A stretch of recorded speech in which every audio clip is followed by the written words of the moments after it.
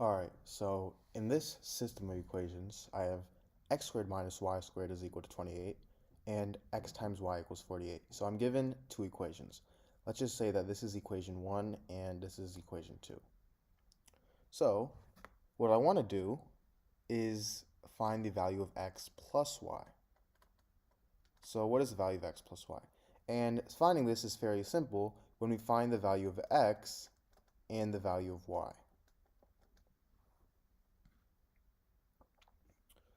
So to start, what I'm actually going to do is I'm going to use my second equation here.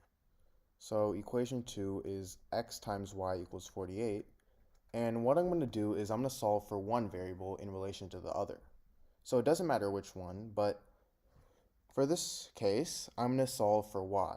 And to solve for y, I have to isolate it, meaning I have to get rid of this x by dividing both sides by x. So I get y is equal to 48 over x. Now, using this equation, I can plug this back into equation 1. So equation 1 is x squared minus y squared is equal to 28. Now here we got y is equal to 48 over x. So if I plug this in for y, I get x squared minus 48 over x squared is equal to 28. Now I can substitute the two, so I get x squared minus 48 squared over x squared is equal to 28.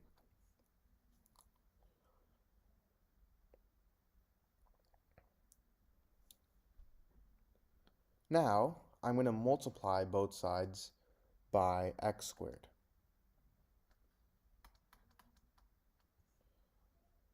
So now, for my left-hand side, I have to distribute the x squared. X squared times x squared is x squared squared, or x squared to the power of 2. Now I have this minus 48 squared over x squared times x squared. These two x squared cancel out, so I just get 48 squared. And now this is equal to 28x squared. Now I'm going to subtract 28x squared on both sides. So I get x squared to the power of 2 minus 28x squared minus 48 squared is equal to 0. Now I'm going to set u equal to x squared.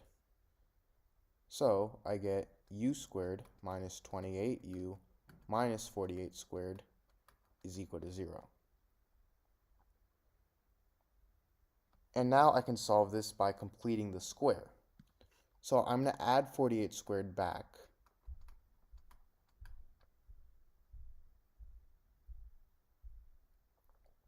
And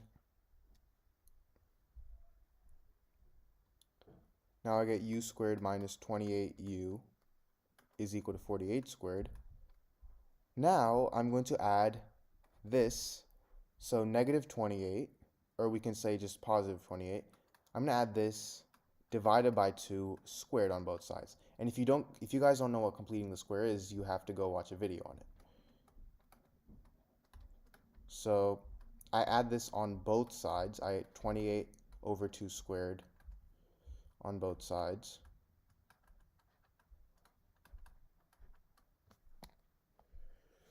And 28 over 2 is 14, so I get u squared minus 28u plus 14 squared, which is equal to 48 squared plus, again, 14 squared. And now the reason I did this, the reason I used completing the square, was because now I can factor this out. This turns into u minus 14 squared,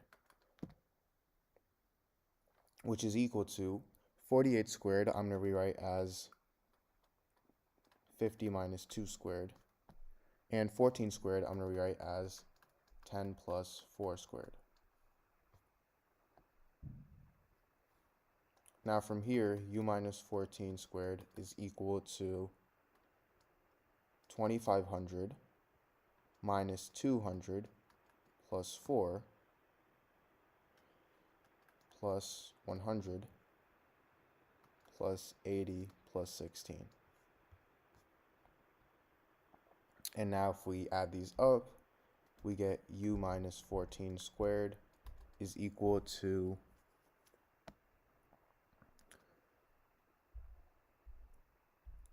2500. And if we take the square root on both sides, we get u minus 14 is equal to positive or negative 50. So we get two equations. Now we get u minus 14 is equal to positive 50 and u minus 14 is equal to negative 50. So u minus 14 is equal positive 50, I get u is equal to 64. And u minus 14 is equal to negative 50, I get u is equal to negative 36.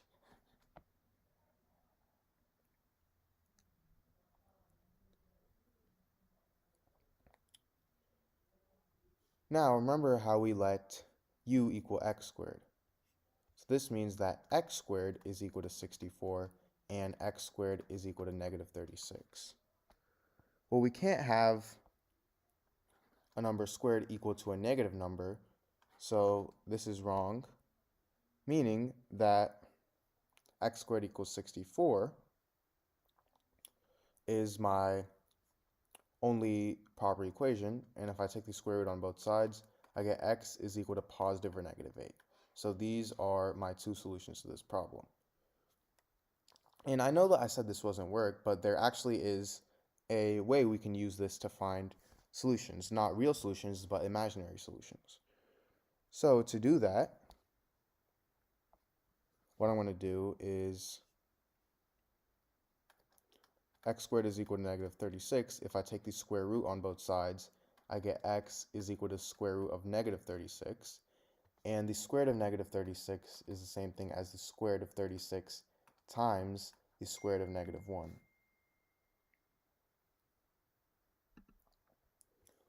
Now the square root of negative 1 is the same thing as I, so I get x is equal to the square root of 36i.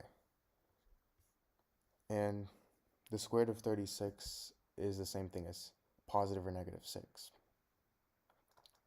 So I get x is equal to positive or negative 6i. So these are another two solutions.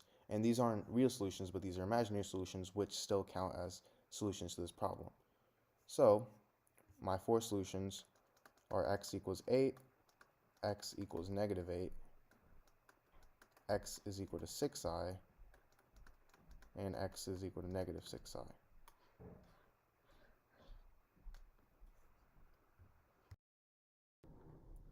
Alright, so in this problem, I have 8 to the power of x is equal to 16. So I want to find the value of x here.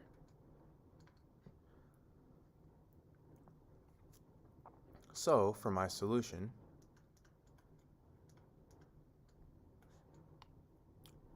I'm going to start by rewriting my equation here. So my equation is 8 to the power of x is equal to 16. Now, before we start doing anything, let's just inspect this problem real quick. So if I plug in x equals 1 into this equation, I get 8 to the power of 1 is equal to 16, which 8 to the power of 1 is the same thing as 8, so I get 8 equals 16, which is false, right? Now if I plug in x equals 2, I get 8 to the power of 2 is equal to 16, and 8 to the power of 2 is 64. So I get 64 equals 16. And notice how there's a big gap between 8 and 64. So we know that the value of x is not going to be a whole number but a decimal, and it's going to be somewhere in between 1 and 2. So x is greater than 1 but less than 2. We know this. Now, how are we going to actually solve this problem and find the exact value of x? Well, what I can do is rewrite 16 as 8 times 2. Now what I'm going to do is divide both sides by 8. So then these two cancel out, and I get 8 to the power of x over 8 is equal to 2. Now, if I have something in the form a to the power of m over a to the power of n, this is equal to a to the power of m minus n. So a to the power of x over a to the power of 1 is equal to a to the power of x minus 1, which is equal to 2. Now, a is the same thing as 2 to the power of 3, so I get 2 to the power of 3 to the power of x minus 1 is equal to 2. And if I have something in the form a to the power of m to the power of n, this is equal to a to the power of m times n. So 2 to the power of 3 to the power of x minus 1 is the same thing as 2 to the power of 3 times x minus 1. And 3 times x minus 1, I can distribute 3, so I get 2 to the power of 3x minus 3 is equal to 2. And 2 is the same thing as 2 to the power of 1. And if I have something in the form a to the power of m is equal to a to the power of n, this means that m is equal to n. So this means that 3x minus 3 is equal to 1. And now if I add 3 on both sides, I get 3x is equal to 4, and x is equal to 4 over 3. Now, there actually is another way to solve this problem. What I can also do is at the start rewrite both of these in bases of 2. So 8 is the same thing as 2 to the power of 3, so I get 2 to the power of 3 to the power of x, and 16 is the same thing as 2 to the power of 4. Now this is the same thing as 2 to the power of 3x is equal to 2 to the power of 4, meaning that 3x is equal to 4, and x is equal to 4 over 3. So this is a much simpler method of solving this problem.